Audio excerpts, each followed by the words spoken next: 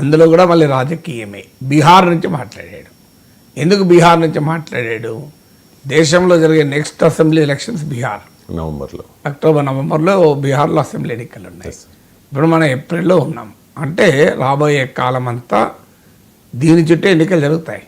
ఇప్పుడు ఈ టెర్రరిస్టుల ఘటన పహల్గామ్ అనేది బీహార్లో కరెంటు, నీళ్లు, రోడ్డు, చదువు, ఆరోగ్యము, ఉపాధి, జీవనోపాధి ఇలాంటి అన్ని సమస్యలు పక్క పడేస్తుంది. ఇప్పుడు బీహార్లో ముఖ్యమంత్రిని ఎవరిని ఎన్నుకోవాలంటే పహల్గామ్ని చూసి ఎన్నుకోవాలి. ఇప్పుడు ఇది చెప్పబోయేది మీరు రాబోయే కాలంలో చూడండి. అందువల్ల అక్టోబర్ నవంబర్లోగా బాలాకోట్ స్ట్రైక్స్ లాంటివో ఏదో ఒక రెస్పాన్స్ కూడా ఉండే అవకాశం ఉంది. ఎందుకంటే Bihar is a very key state for BJP. JDU బలహీనపడుతోంది. బీజేపీ సంతగా గత ఎన్నికలన్నీ మీరు పరిశీలించండి, 20% మించి ఓటింగ్ రాలే. ఆర్జేడీ బలపడింది. సో ఈ పరిస్థితుల్లో బీహార్లో ఇప్పుడు ఈ వక్ఫ్ చట్టం వల్ల జేడీయూ వెనకాలన్న ముస్లిం ఓటు కూడా కోల్పోయింది. బట్ కంప్లీట్గా ఆర్జేడీ కాంగ్రెస్ కూటమి వెనకాల కన్సాలిడేట్ అవుతోంది. సో ఇలాంటి పరిస్థితుల్లో ఈ ఘటన జరిగింది. సరిగ్గా 2019 ఎలక్షన్స్కు ముందు పరిస్థితి మనకు మళ్ళీ గుర్తిస్తుంది. 2019 ఎలక్షన్స్కి ముందు మోడీ ప్రభుత్వం పట్ల తీవ్ర వ్యతిరేకత. ఇక 2024 ఎన్నికలప్పుడు ఎలాంటి వ్యతిరేకత ఉండేనో అందుకే 63 సీట్లు తగ్గాయి. మీకు 2019 ఎన్నికల సమయంలో కూడా బాగా వ్యతిరేక Lokniti, CSDS centre for study of developing societies వారు జరిపిన అధ్యయనం కూడా ప్రజలందరూ మాకు ఏంటి సమస్యలు అంటే అన్ఎంప్లాయ్మెంట్ని, ప్రైస్ ధరల పెరుగుదల, మ్యాంగా హోగయా, ఎకానమీ వీటి గురించి మాట్లాడుతున్న సమయంలో పుల్వామా అటాక్ జరిగింది. పుల్వామా అటాక్ జరగడంతోనే భారత ప్రభుత్వం బాలాకోట్ స్ట్రైక్స్ జరిపింది. దాంతో మొత్తం ఎజెండా మారిపోయింది. ఎజెండా అంతా దేశంలో ఆర్థిక పరిస్థితి, ఉపాధి, ధరలు వీటి గురించి మాట్లాడుకోలే. దేశ ప్రజలంతా ఎమోషనల్ అయిపోయి పుల్వామా అటాక్ అనేది ఒక పెద్ద ఓటింగ్ అంశం. సత్యపాల్ మాలిక్ అని జమ్మూ కాశ్మీర్ గవర్నర్ ఆయన ఓపెన్గా చెప్పాడు. మోడీ అప్పుడు జిమ్ కార్బెట్ పార్క్లో ఉండే, బయటికి రావడంతోనే నాకు ఫోన్ చేశాడు.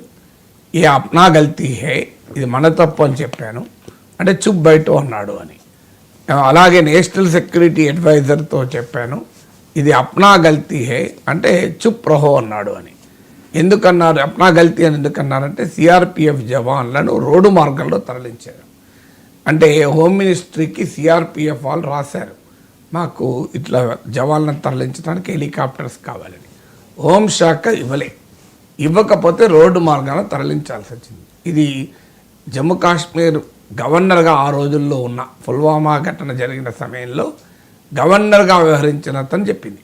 దీన్ని హోంమంత్రిత్వ శాఖ ఎక్కడా ఖండించలేదు, సిఆర్పిఎఫ్ ఖండించలేదు. నిజం, మేము అడగలేదని సిఆర్పిఎఫ్ అనలేదు, మేము ఇవ్వమని అనలేదు అని హోంశాఖ అనలేదు. సో అందువల్ల ఆయన పైన ఈడీ దాడో సిబిఐ దాడో ఏదో జరిగింది అంతే తప్ప కౌంటర్ లేదు ఎక్కడా కూడా.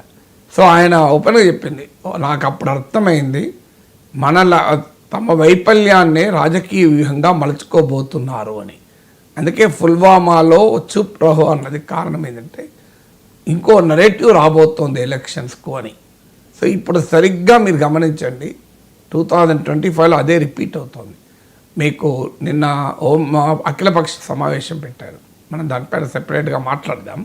ఆ అఖిలపక్ష సమావేశంలో భద్రతా లోపం ఉంది అని అంగీకరించింది కేంద్ర ప్రభుత్వం అని క్లియర్గా ఇలా మీడియాలో వార్తలు వచ్చాయి. అంతటా అది ఈవెన్ అమిత్ షా ఒప్పుకున్నాడు అని, ఒక నాయకుడైతే ఓపెన్గా అన్నాడని, ఏ వైఫల్యము లేకపోతే మనం అందరం ఇక్కడ ఎందుకు కూర్చోవాల్సి వస్తుంది అని. సో వైఫల్యం కొట్టవచ్చినట్టు కనబడుతోంది అని కూడా, అయినా ప్రతిపక్షం మొత్తం ఆ వైఫల్యం అనే అంశాన్ని పక్కకు పెట్టి దేశ ప్రధానమంత్రికి కేంద్ర ప్రభుత్వానికి మద్దతు ప్రకటించారు. మీరు ఏ చర్య అయినా తీసుకోండి, మేము మీ వెనకాల ఉంటామని అన్ని పార్టీలు ఏకపక్షంగా చెప్పాయి. కానీ క్లియర్గా బీహార్ గడ్డపై నుంచి మాట్లాడడం ద్వారా నరేంద్ర మోడీ ఈ అంశాన్ని పొలిటికల్ చేస్తున్నాడు. ఇప్పుడు మరి ప్రతిపక్షాలు ఏం చేయాలి? సో బీజేపీకి ఓటింగ్ వచ్చేదానికి సహకరించాలా? ఇప్పుడు ఈ పని ప్రతిపక్షాలు చేస్తే రాజకీయం, దేశ భద్రతతో రాజకీయం చేస్తారు. మీకు అసలు దేశభక్తి లేదు, మీకేమైనా అధికార కాంక్ష తప్ప అని. మరి ఇప్పుడు ప్రధానమంత్రి చేస్తున్నాడు కదా, బీహార్ గడ్డపై నుంచి ప్రత్యేకంగా మెన్షన్ చేశాడు. I'm telling this from the soil of Bihar అన్నాడు. సాయిల్ ఆఫ్ బీహార్ అని ఎంఫసైజ్ చేసి చెప్పాడు. ఎందుకు చెప్పాడు? బీహార్కు పహల్గాంకి ఏమైనా సంబంధమా? బీహార్కు అంతర్జాతీయ సమాజానికి ఏమైనా సంబంధమా? పోనీ ఏదన్నా హైదరాబాద్ నుంచి మాట్లాడిందంటే ప్రపంచంలో ప్రపంచంలో ఉండే డయాస్పరాలో తెలుగు వాళ్ళు చాలా పెద్ద సంఖ్య. పోనీ గుజరాత్ నుంచి మాట్లాడింటే ఆయన స్వరాష్ట్రము, గుజరాతీలు కూడా ప్రపంచంలో చాలామంది ఉంటారు. పోనీ చండీగఢ్ నుంచి మాట్లాడింటే పంజాబీలు ప్రపంచంలో చాలామంది ఉంటారు. బీహార్ వాళ్ళు ఎక్కడుంటారు? బీహార్ వాళ్ళు తెలంగాణ బత్తాయి తోటలో ఉంటారు, కేరళలో ఉంటారు, మన సెక్యూరిటీ గార్డ్ అపార్ట్మెంట్లో ఉంటారు. ప్రపంచంలో సాఫ్ట్వేర్ ఇంజనీర్లుగా బీహారీలు ఉన్నారా? డయాస్పరాలో బీహారీలు ఎక్కడున్నారు? మరి బీహార్ నుంచి ఎందుకు మాట్లాడాడు? పోనీ కేరళ గడ్డ నుంచి మాట్లాడిందంటే కేరళ వాళ్ళు కొన్ని లక్షల మంది యునైటెడ్ అరబ్ ఎమిరేట్స్లో ఉన్నారు, ముస్లిం దేశాల సమాజం పని. బీహార్ ఎందుకు ఎంచుకున్నాడు? క్లియర్గా అర్థమవుతుంది ఎన్నికల కొరకే అని. పోనీ బీహార్లో ఏమైనా ఇంగ్లీష్ ఎక్కువ వస్తుందా? అది కూడా రాదు కదా. పోనీ హైదరాబాద్లో మాట్లాడిండు, విజయవాడలో అమరావతిలో మాట్లాడిండు, విశాఖపట్నం మాట్లాడిండు, అక్కడ ప్రజలకు హిందీ రాదు, అందుకొరకు ఇంగ్లీష్ వస్తుంది కనుక మాట్లాడిండు అనుకుందాం. బీహార్ వాళ్ళు హిందీ వాళ్ళకి ఇంగ్లీషే రాదు కదా బీహార్లో. సో అక్కడ ఇంగ్లీష్ రాని చోట, ప్రపంచంలో బీహారీ డయాస్పరా లేని చోట బీహార్ ఎంచుకొని మాట్లాడిందంటే ఆఖరికి పహల్గాం కూడా రాబోయే కాలంలో ఎన్నికల ఆయుధం కాబోతుంది అని. ఇవాళ అఖిలపక్ష మీటింగ్లో ప్రతిపక్షాలన్నీ ఏకోన్ముఖంగా మీరు ఏ చర్య తీసుకున్నా సమర్థిస్తాం, దేశ దేశ విదేశాంగ విధానం, దేశ భద్రత విషయంలో రాజకీయాలకు తావే లేదు, భారతదేశం అంతా ఒక్కటే అని మెసేజ్ ఇస్తే దేశ ప్రధాని దాన్ని వెళ్ళి రాజకీయంగా వాడుకుంటే ప్రతిపక్షాలు ఏం చేయాలి? రేపటి నుంచి అనివార్యంగా వాళ్ళు క్వశ్చన్ రైజ్ చేయాల్సిందే కదా. రైజ్ చేయకపోతే రాజకీయంగా నష్టపోతారు కదా. ఎవరు రాజకీయంగా వాడుకోవద్దు అంట నేను. ప్రతిపక్షం వాడుకోవద్దు, అధికార పార్టీ వాడుకోవద్దు, కానీ రాజకీయంగా వాడుకోవాలన్న ఎవరు మొదలు పెట్టారు? ఇప్పుడు నరేంద్ర మోడీ మొదలు పెట్టాడు. బీహార్ నుంచి మాట్లాడాల్సిన అవసరం లేదు కదా.